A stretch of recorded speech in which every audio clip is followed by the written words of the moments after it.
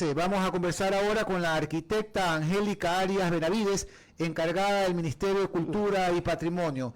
Arquitecta, bienvenida, le saluda Juan Javier Benedetti, estoy haciendo panel con el sociólogo Stalin Poveda y con María Sol Pons. ¿Usted sigue encargada del Ministerio de Cultura y Patrimonio o ya fue nombrada titular de la cartera? Buenos días con todos, qué gusto. Efectivamente estoy encargada de la cartera de Estado, soy viceministra de Cultura, con nombramiento en ese puesto, digamos, pero al mismo tiempo hay que continuar con las tareas y hacerse cargo del ministerio. Angélica, si no me falla la memoria, usted se desempeñaba como subsecretaria de Memoria Social. Así es, ingresé al ministerio como subsecretaria de Memoria Social y luego entré al viceministerio. Empecemos por el lado humano. ¿Cómo piensa ayudar a los trabajadores del arte y la cultura?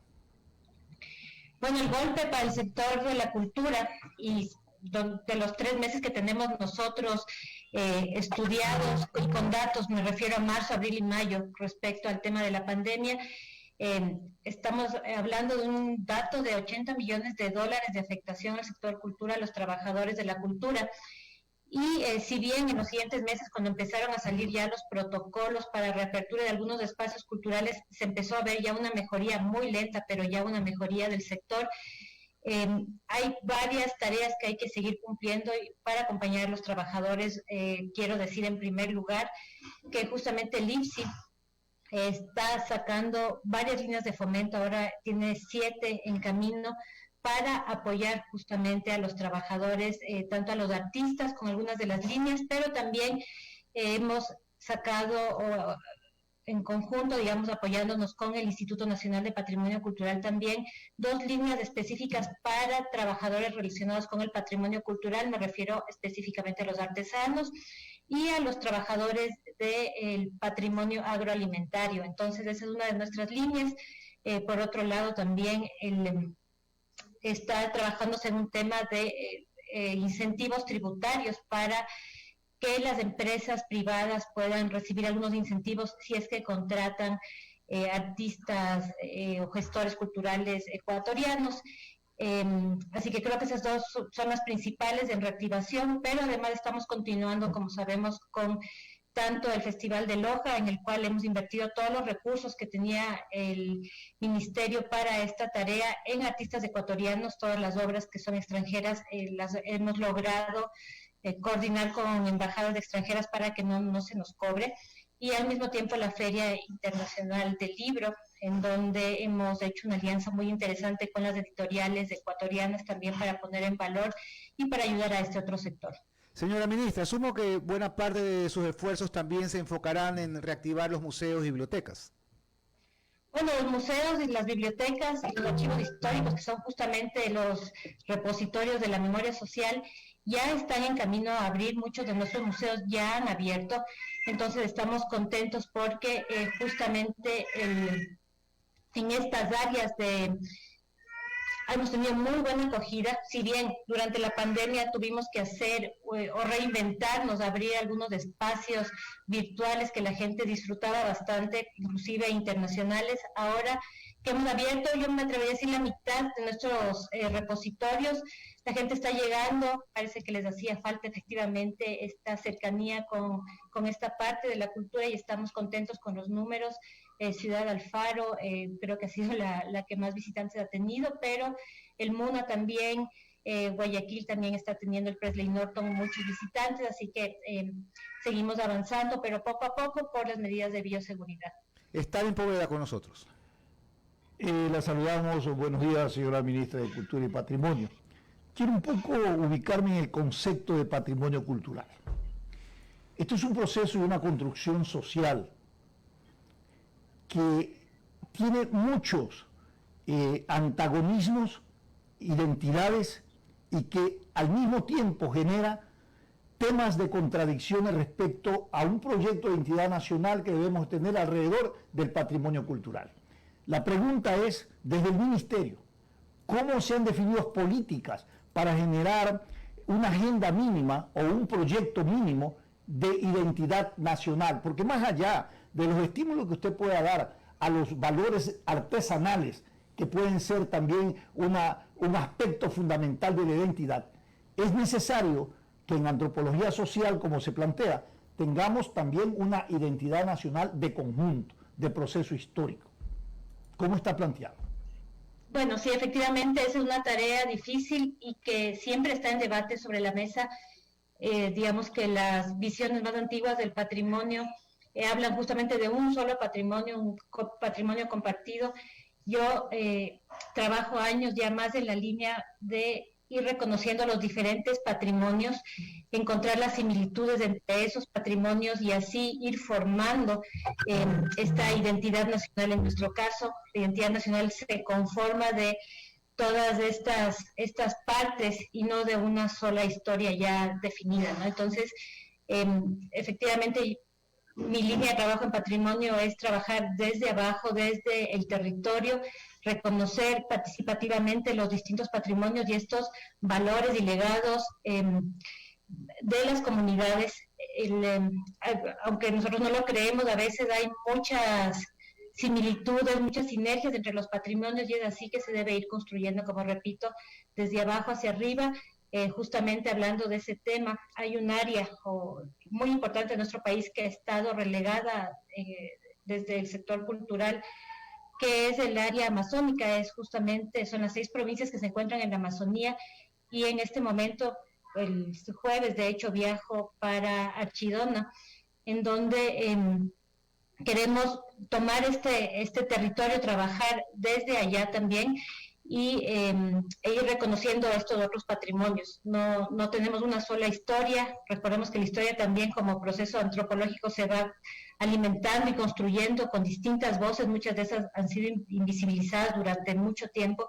Entonces es un reto gigante, pero yo realmente, como repito, apuesto a eso, a esa construcción participativa desde los territorios de una identidad nacional. Claro, esa diversidad cultural étnica, ¿cómo ponerla en una política pública de identidad nacional, por ejemplo, articuladas en ese sentido?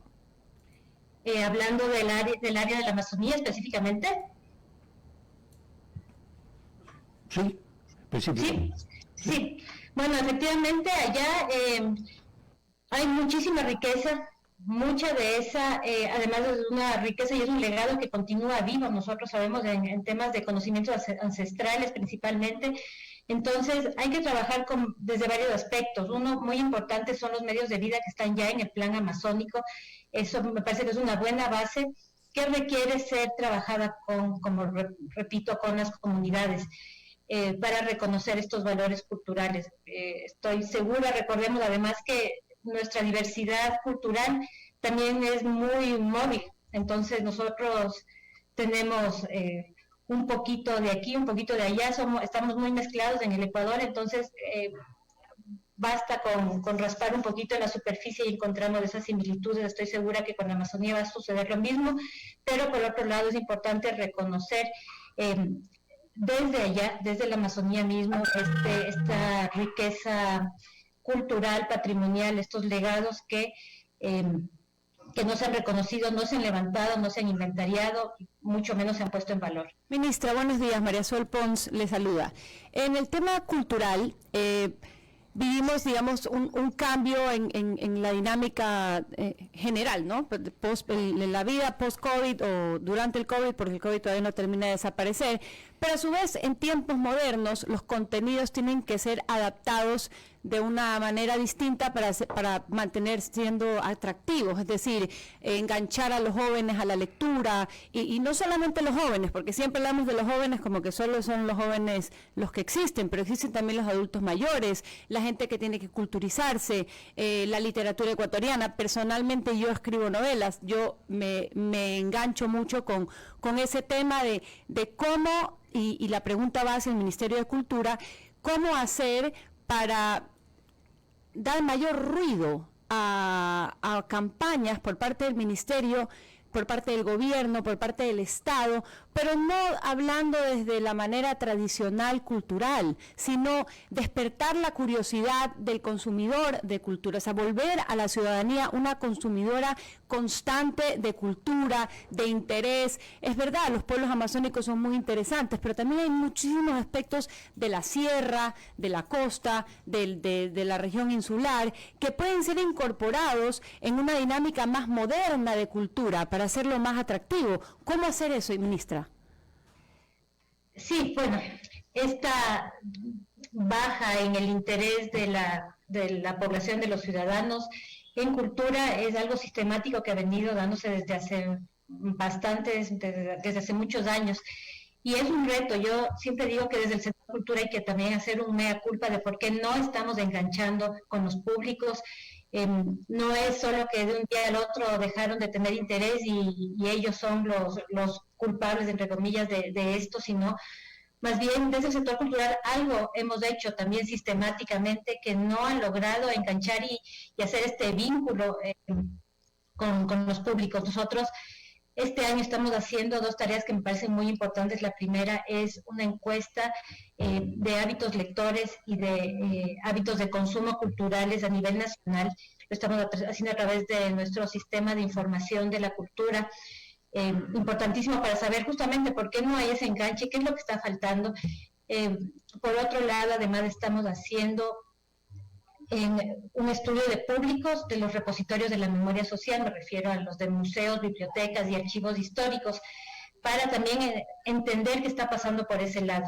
Nos parece que eso es muy importante para partir hacia una política pública, porque efectivamente los artistas de aquí no nos faltan los gestores culturales, hay gente que sigue enganchada de alguna manera con la cultura y más bien lo que está pasando es algún problema en el tipo de vínculo, como bien has dicho, así que sí, comparto efectivamente, pero también considero que la manera de enfrentarlo es obteniendo datos reales, datos levantados, como les digo, en este momento. Esperamos tener datos para principios del próximo año que nos permitan tomar unas decisiones fuertes respecto a política pública para enlazarnos, y sí, no es solo con los niños, no es solo con los jóvenes, yo creo que casi generalizado. Los datos de libros leídos en el Ecuador son de terror, igual de gente que visita los museos, uno va una vez y no vuelve jamás en la vida. Entonces, algo está pasando ahí que hay que mejorarlo y sí, hay que aportar con la política pública para eso. Y sería muy interesante por esa línea de ideas, ministra, que al recabar esa información y tener toda esa data, el ministerio se encargue de hacerla pública, porque habrá quien se lo pregunta pero no tiene las respuestas. Entonces, es muy interesante tener toda esa información un poco para hacer conciencia y porque además los gestores de cultura tienen que beneficiarse de esa información que cuesta dinero recogerla y que no todo el mundo está en posición de hacerlo. Totalmente de acuerdo y tan es así que esta encuesta ha provocado tanto interés que estamos preparando una forma, ojalá lo más ampliada, para poder entregar los datos que van a servir a muchos sectores. Inclusive internacionalmente en la región nos han pedido la metodología y quieren saber qué datos vamos a sacar, cómo hemos hecho las preguntas inclusive. Así que sí, estamos muy contentos y como bien has dicho, hay que hacerlos públicos, hay que brindar toda esta data a los gestores, principalmente a los artistas, para que vean qué es lo que está sucediendo y entre todos aportar, ¿no? Ministra, solo una última pregunta. ¿Cuesta la cultura? Cuesta primeramente un posicionamiento y un empoderamiento, y desde esa perspectiva, como identidad y como poder, ¿qué es lo que ha puesto de manifiesto los gobiernos en presupuestos para este ministerio? Veo que el ministro anterior tenía serias dificultades con unos escuálidos recursos, quería hacer muchas cosas y en la práctica no se podía. ¿Cómo están sus activaciones presupuestarias respecto al desarrollo de sus actividades? Porque reclamamos y exigimos que debemos tener un proyecto de identidad nacional, sí, pero eso, construirlo, primero que es un proceso cultural, social, de largo aliento, y esto requiere recursos.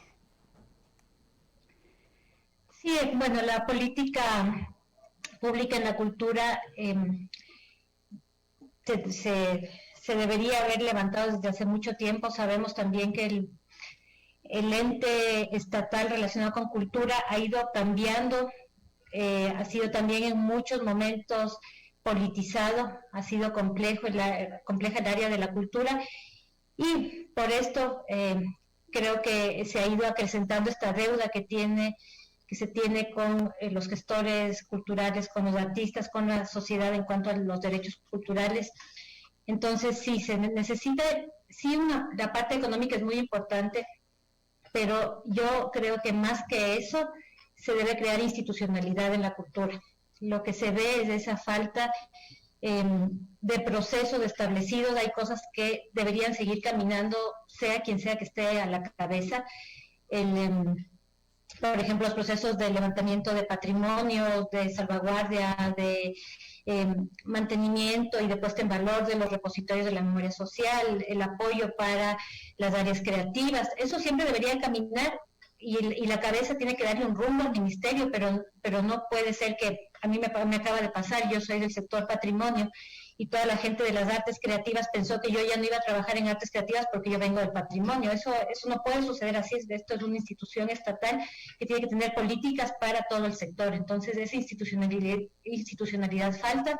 Sí ha habido ahora, todos sabemos por el tema prioritario y por la pandemia, una merma en recursos. No ha sido tanto en temas de inversión. Por ejemplo, los fondos de fomento inclusive han aumentado en este año, pero sí se ha disminuido en temas administrativos. Entonces, son varias aristas de complejo, pero yo, como les repito, apuesto a la institucionalidad y a establecer procesos claros que permitan esto, ¿no? Que durante varios años se siga manteniendo la línea de trabajo y no que de un año al otro se baje, se cambie, se mueva todo el mundo. Eso no le hace bien a nuestra cultura ni a nuestro país. Sí, en países como el nuestro y con nuestro tamaño de economía y nuestra realidad social, como dice Stalin, los recursos para la cultura son escuálidos. Sin embargo, no sé si sea apropiado, pero igual lo voy a decir. Yo públicamente agradezco porque el Museo de Arte Contemporáneo de Guayaquil nos da la bienvenida a quienes queremos utilizar este espacio. Qué bueno. De hecho, durante este tiempo que el museo ha tenido dificultades para operar, para recibir, yo estoy haciendo, como le decía, el lanzamiento de mi tercera novela en noviembre y no he tenido sino apoyo del museo. Entonces, digamos que a título personal reconozco y agradezco que, si bien no hay los recursos, no hay donde financiar ni mucho menos, sí hay la apertura, sí hay el espacio y sobre todo hay la buena voluntad de la directora del museo y de la gente que la acompaña, de su equipo de trabajo, de apoyarnos en esa Eso manera. es muy importante, ministra, porque lo que usted ha dicho, más allá de la falta de recursos, es consolidar una institucionalidad donde todos hablemos el mismo lenguaje como línea oficial de Estado, no de gobierno, porque los gobiernos son transitorios. El tema del patrimonio y la cultura es histórico, para siempre y por siempre. Sí, así es, efectivamente. Yo agradezco que tengo un gran equipo de trabajo. Justamente por una coincidencia, las 4 directoras de los museos nacionales son justamente mujeres en este momento. De Mariela, es de quien está hablando, de Mariela. Correcto, Mariela García. Tengo las 4 directoras han sido recursivas, se han inventado miles de cosas para poner en valor todo su trabajo y de sus equipos en este momento, poner en valor nuestra cultura, así que eso es lo que se requiere en este momento, ese apoyo, esa minga, pero también estas cabezas recursivas, inteligentes, que apoyan además, que pasan los obstáculos y avanzan. Bueno, queremos agradecer a Angélica Arias, encargada del Ministerio de Cultura y Patrimonio, por atender nuestra entrevista. Muchísimas gracias, ministra. Muchas gracias, buenos días. Bueno, antes de irnos al corte, opiniones de nuestros radioescuchas. John Ortega dice, es un pecado en este país tratar de vivir bien, cuando lo correcto es que el Estado recupere las fugas de capitales y evasión fiscal de grupos de poder y no generar más impuestos en una nación donde su poder adquisitivo es menor al costo de la canasta básica. Fabián Sea dice, quieren que miremos todos iguales como socialistas. Y Roberto Quintero, la restricción para importar televisiones, no para las piezas que se utilizan para el ensamblaje, cosa que constituye casi la totalidad de las ventas locales.